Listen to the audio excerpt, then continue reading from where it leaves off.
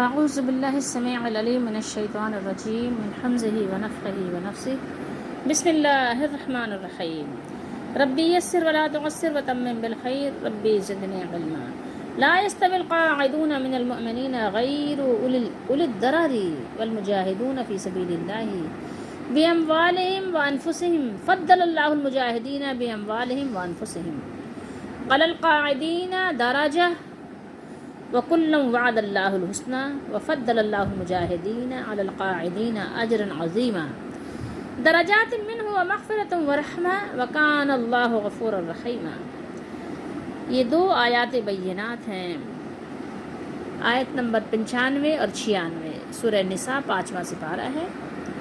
کسی عذر کے بغیر پیچھے بیٹھ رہنے والے مومن اور اللہ کی راہ میں اپنے مالوں اور جانوں کے ساتھ جہاد کرنے والے برابر نہیں ہو سکتے۔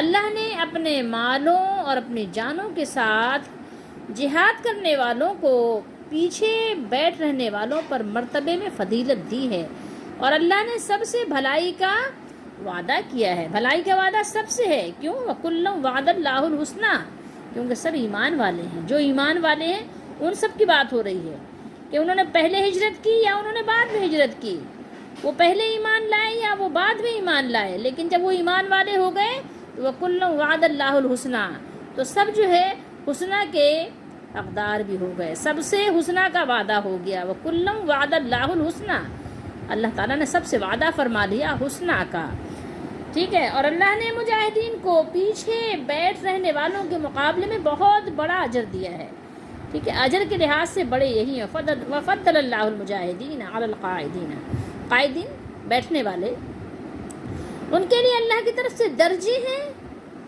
اور بخشش ہے، یعنی بخشش کا کیا مطلب؟ معافی ہے اور رحمت ہے، اور اللہ تعالیٰ بخشنے والا یعنی معاف کرنے والا، نہایت رحم کرنے والا ہے، ٹھیک ہے۔ اس کی طرف سے مغفرت بھی ہے، معافی بھی ہے، رحمت بھی ہے، اور وہ غفور بھی ہے اور وہ رحیم بھی ہے۔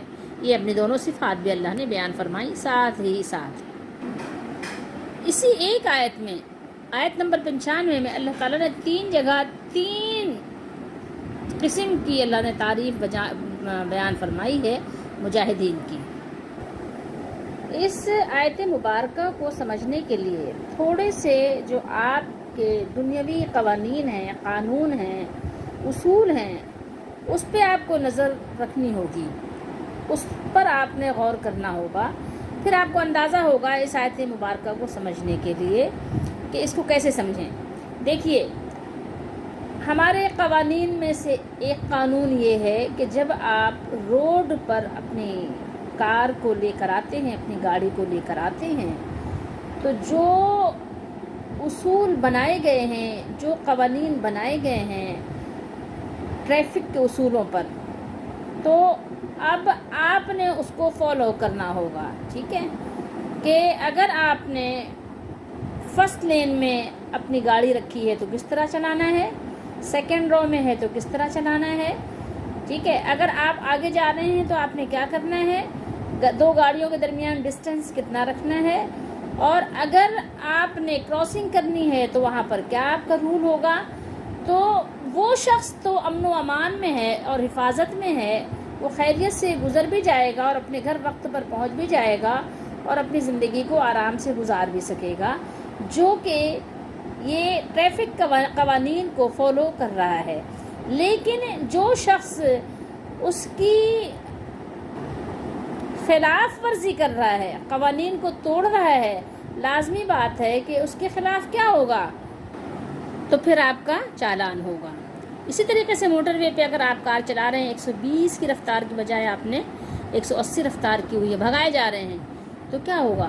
لازمی بات ہے کہ پھر آپ کو یا تو آپ کی گاڑی جو ہے ضبط کر لی جائے گی، پھر آپ نے جا کے ظاہر ہے اس کو چھڑانے کے لیے پیسے دینے ہیں، یا جو بھی ہے بہرحال ان کے رول آپ کو فالو کرنے پڑیں گے۔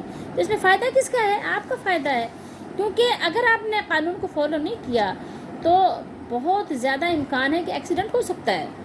آپ اتنی تیز رفتاری کے ساتھ جا رہے ہیں، آگے پیچھے بھی کوئی بندہ ایسے ہی آ رہا ہے، اور پھر اس میں نقصان میں یہی نہیں ہوتا کہ آپ کے جسم کو نقصان پہنچے گا، بسا اوقات آپ کی زندگی کو بھی نقصان پہنچ جاتا ہے، مالی اور جسمانی اور جانی ہر طرح کا نقصان اس کا امکان موجود ہے، ٹھیک ہے، تو اس نقصان سے بچانے کے لیے یہ قوانین بنائے گئے ہیں، ٹھیک ہے۔ تو کوئی بھی نہیں کہتا کہ یہ ظالمانہ قانون ہے، یہ ظالمانہ قوانین ہے، نہیں، اس لیے کہ اس میں ہی آپ کی بہتری اور آپ کی بھلائی اور خیرخواہی کو مد نظر رکھا گیا ہے، ٹھیک ہے۔ تو وہ موٹر وے ہو یا یہ کہ شہر کے اندر گاڑیاں چلانی ہو یا یہ کہ کسی بھی جگہ پر آپ کو ڈرائیونگ کرنی ہے، تو آپ کو تمام طرح کے جو لوازمات ہیں وہ پورے کرنے ہوں گے، ادروائز لازمی بات ہے کہ آپ کو پیسے بھی بھرنے ہوں گے، ٹائم بھی آپ کا ویسٹ ہوگا بلا وجہ۔ تو اسی طریقے سے آپ سمجھ لیجئے کہ اللہ تعالیٰ نے بھی جو دنیا بنائی ہے، انسانوں کو آباد کیا ہے، تو اس کے بھی اپنے قوانین ہیں، ٹھیک ہے، اور وہ قوانین کیا ہیں؟ وہ سب پر فوقیت رکھتے ہیں، ٹھیک ہے۔ وہ قوانین جو ہے تمام تر قوانین سے بالا تر ہیں، اور یہ قانون، یہ قوانین، یہ اصول کیوں بنائے گئے ہیں؟ یہ اصول اور ضابطے اس لیے بنائے گئے ہیں تاکہ زمین پر امن و امان ہو، زمین پر فساد برپا نہ ہو۔ زمین پر امن و امان ہوگا تو کیا ہوگا؟ یا تو آپ فائدہ حاصل کریں گے، اور اگر آپ نہیں ہوں گے، آپ مر جائیں گے، تو آپ کی نسلیں فائدہ اٹھائیں گے، آپ کی اولاد، آپ کی اولاد کی اولاد، یا آپ کے باپ بھائی یا آپ کے دیگر جو احباب ہیں وہ فائدے اٹھائیں گے۔ تو زمین پر سلامتی اور امن اور آپ کہیے کہ اعتدال کو قائم رکھنے کے لیے یہ قوانین اس مالک نے بنائے ہیں جس مالک نے مجھے اور آپ کو پیدا کیا ہے۔ دیکھیے اعتراض کے سارے دروازے بند ہو گئے، کیوں؟ اس لیے کہ اس مالک کی قوانین ہیں۔ آپ نے پڑھا کہ ایک جان کتنی قیمتی ہے، ایک جان کو بھی آپ مار نہیں سکتے، بلکہ انجانے میں بھی مارنے کی کتنی بڑی قیمت دینی ہوتی ہے، آپ نے پڑھا، قرآن میں ہی لکھا ہوا ہے۔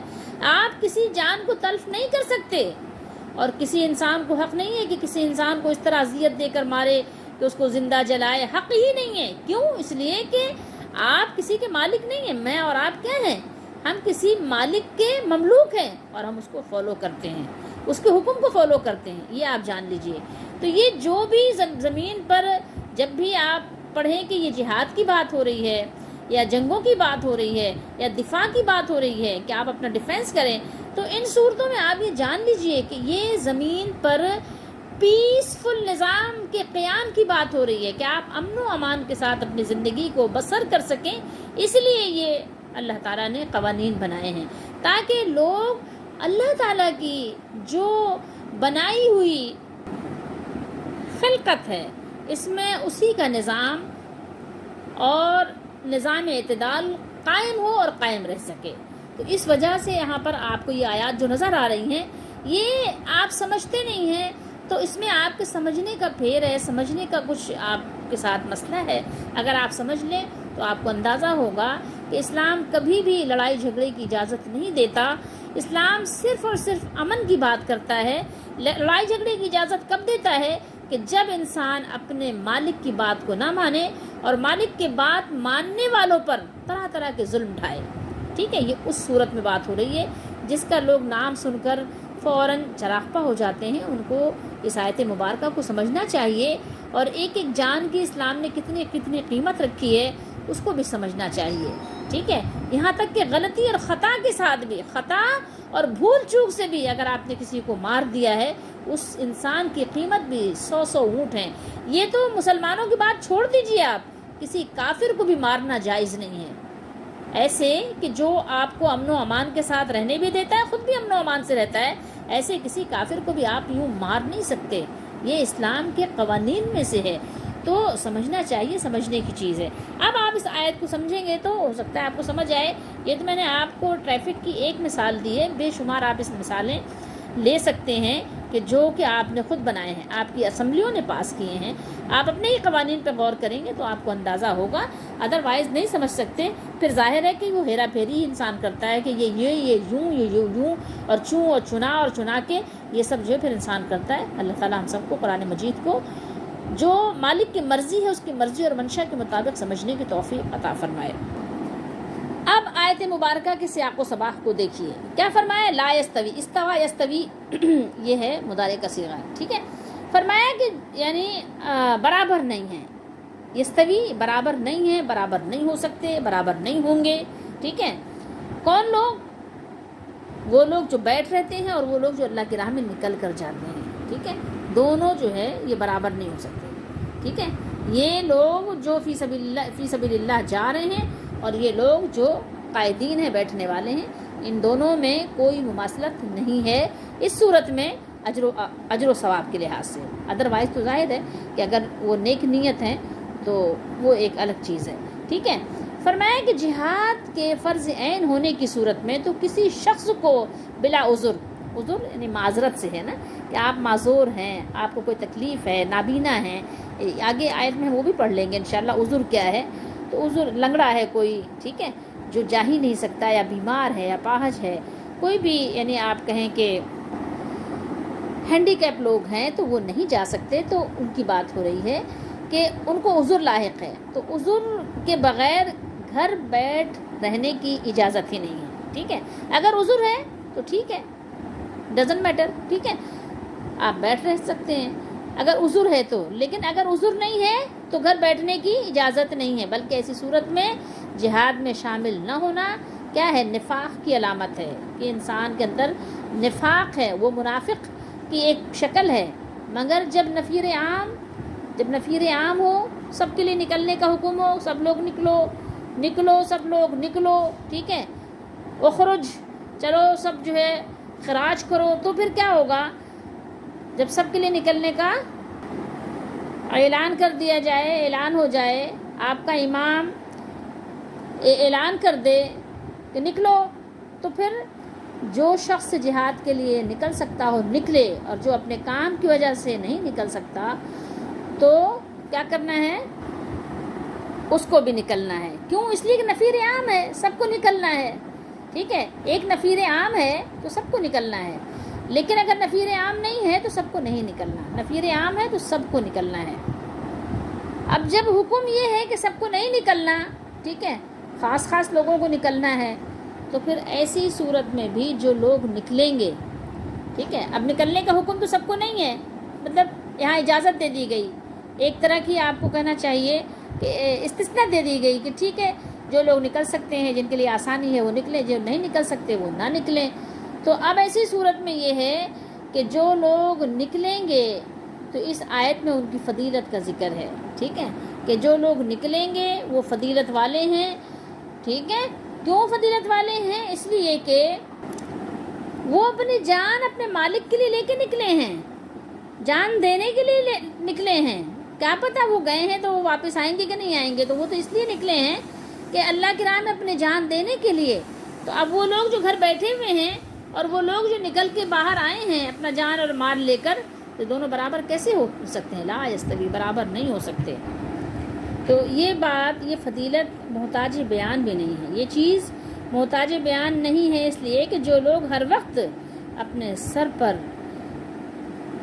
سر پر جو ہے وہ قربان ہو جانے کا، اللہ کے نام پر قربان ہو جانے کا انہوں نے کفن لپیٹا ہوا ہے، اور وہ ہر وقت قربان ہونے کے لیے تیار ہوں، اللہ تعالیٰ کے قرب میں ان کا وہ لوگ مقابلہ نہیں کر سکتے جو اپنے گھروں میں آرام سے بیٹھے ہوں اور اپنے دنیاوی کاروبار میں ہر وقت مشغول ہوں.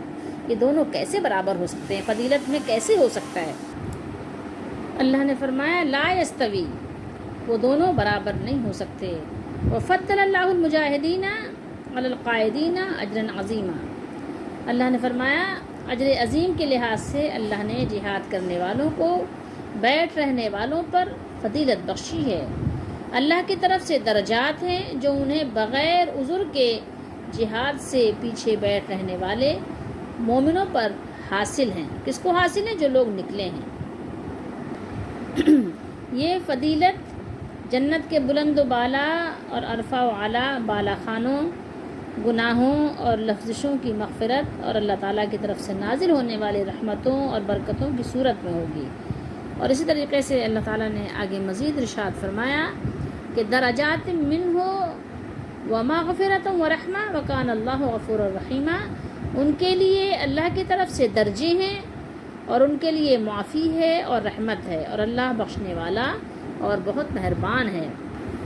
صحیح البخاری شریف کی حدیث شریف ہے، حدیث نمبر ہے 2790.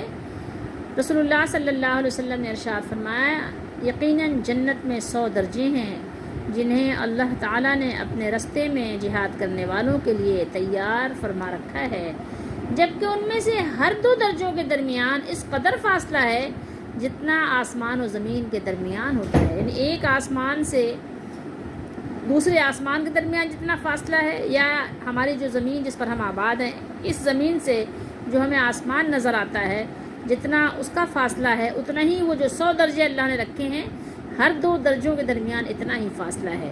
یہ بخاری شریف کی حدیث شریف ہے۔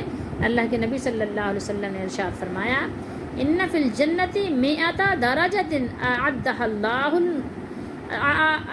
اللہ للمجاہدین فی سبیل اللہ ما بین کل الدرجتین کما بین السماء والارض۔ یقیناً جنت میں 100 درجے ہیں جنہیں اللہ تعالیٰ نے اپنے راستے میں جہاد کرنے والوں کے لیے تیار فرما رکھا ہے، جبکہ ان میں سے ہر دو درجوں کے درمیان اس قدر فاصلہ ہے جتنا آسمان و زمین کے درمیان فاصلہ ہے۔